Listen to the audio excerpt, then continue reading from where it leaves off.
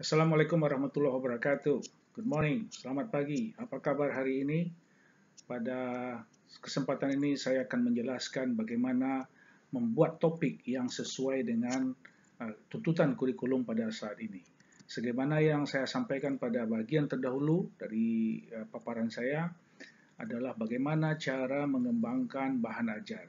Sebagaimana diketahui bahwa bahan ajar yang dibuat dan disusun itu semuanya berasal dari segala sesuatu yang ada di lingkungan kita. Dari segala sesuatu yang ada di lingkungan kita itu, maka itu yang disebut dengan materi autentik atau authentic materials. Kemudian bahan-bahan itu dikelompokkan atas beberapa isu atau tema. Nah, itu sudah saya jelaskan pada bagian sebelumnya dari paparan saya ini. Nah, masing-masing kita sekarang sudah punya tema dan sudah punya topik, ya. Ada beberapa topik yang sudah kita buat dan juga semua hal yang berkenaan dengan cerita. Kita bikin cerita apa saja, ya, apakah cerita yang ada di lingkungan kita, terutama di kampung halaman kita dan sebagainya. Dan bagaimana mencocokkannya atau menselaraskannya dengan kurikulum yang saat ini berlaku di tanah air kita, yaitu di Indonesia. Nah, sebagaimana kita ketahui bahwa kekhasan yang ada pada kurikulum saat ini tidak hanya mengandung unsur pengetahuan dan keterampilan, tetapi juga ada karakter di situ. Dan karakter itu dibagi atas dua, yaitu kompetensi inti 1 dan kompetensi inti 2. Kompetensi 1 yaitu mengembangkan spiritual attitudes. Kompetensi inti 2 yaitu mengembangkan social awareness. Jadi kalau kita KI1 itu pasti ada rujukannya spiritual references atau rujukannya kepada referensi-referensi spiritual. Kalau bagi kita umat Islam tentu spiritual references kita itu adalah Al-Quran dengan hadis. Kemudian KI2 yaitu mengembangkan social awareness, yaitu merujuk kepada yang ada di lingkungan sosial kita yang mana kita namakan itu sebagai local wisdom common sense, ya, local wisdom, kearifan lokal.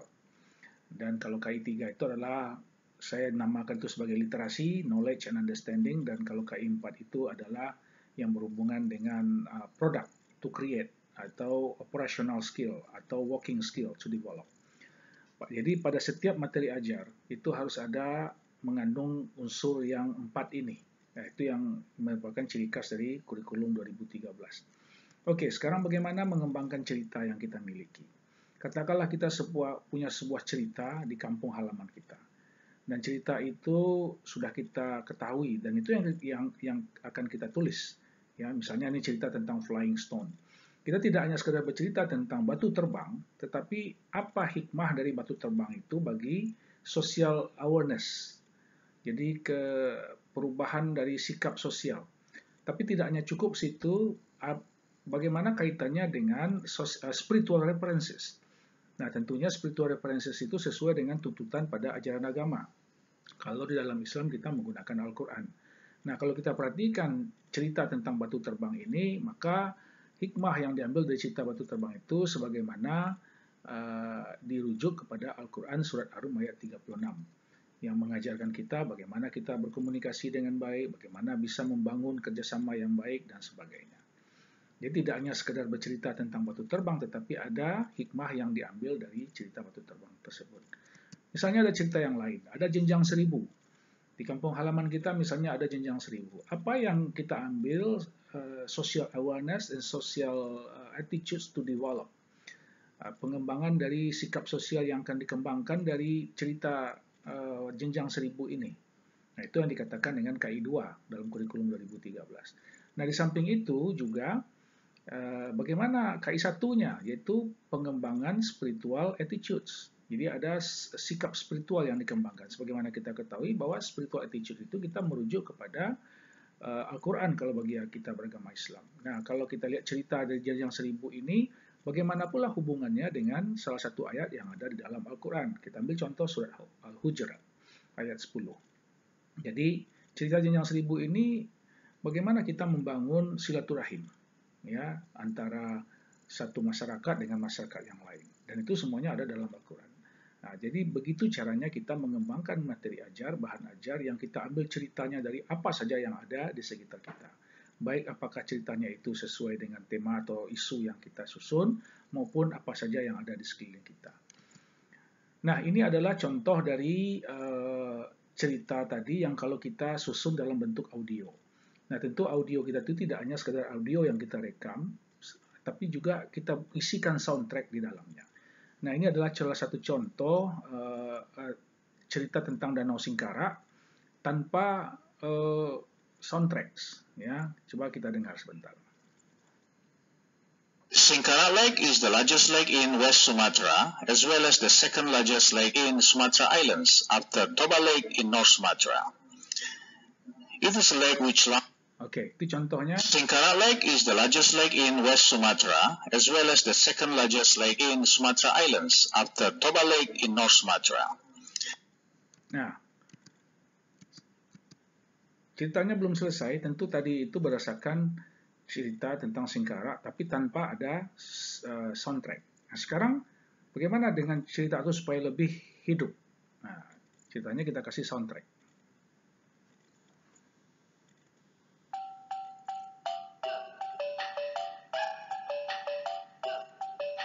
Nah, soundtrack yang kita berikan itu bisa musik instrumen, ya, tapi jangan lagu ya, musik instrumen. Ada bunyi suara alam, bunyi air, bunyi angin. Singkarak Lake is the largest lake in West Sumatra, as well as the second largest lake in Sumatra Islands, after Toba Lake in North Sumatra. It is a lake which lies in the two regencies in West Sumatra, namely Solok Regency and Tanah Datar Regency. Singkarak Lake has an area of 107.8 kilometers square, has a depth of 268 meters deep, at the altitudes of 363.5 meters above sea levels, and it is a headwater of Batang Ombilin.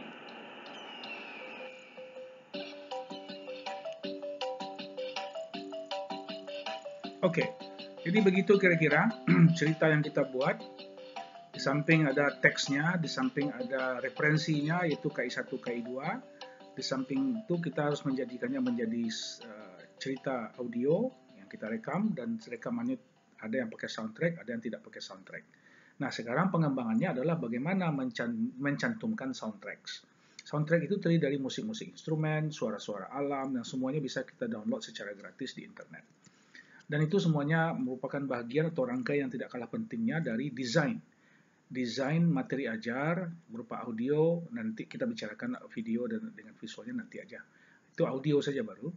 Nah, bagaimana kita mengembangkan materi ajar berupa audio stories yang tadi sudah diperdengarkan dan sudah ditunjukkan, yang semuanya mengandung nilai, berisi nilai-nilai yang sangat bermanfaat bagi kehidupan kita. Demikian, terima kasih.